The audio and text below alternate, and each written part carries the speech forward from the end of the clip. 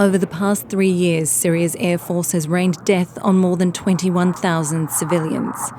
Their bodies ripped apart by exploding barrel bombs, missiles dropped on homes, businesses, bus stops, even hospitals.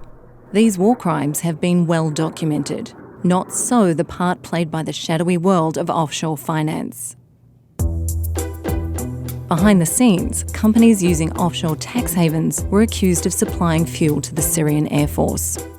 In 2014, multiple governments, including the UK and US, issued bans on doing business with these companies.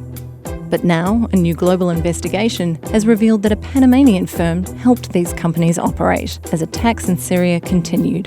That firm, Mossack Fonseca, is a key player in a sprawling, secretive industry that the world's rich and powerful use to hide assets and skirt rules by setting up front companies in far-flung jurisdictions.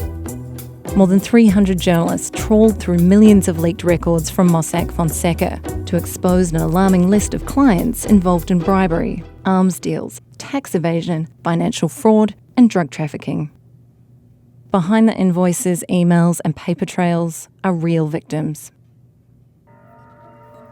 In Russia, businessmen kidnapped orphan girls as young as 13, raped them, then sold them to others for sex.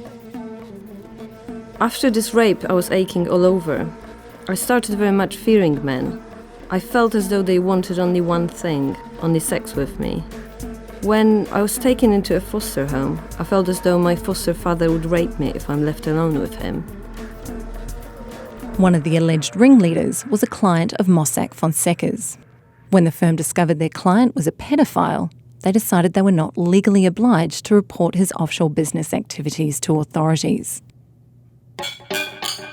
In Uganda, a company that wanted to sell a prospective oil field paid Mossack Fonseca to help it avoid $400 million in taxes.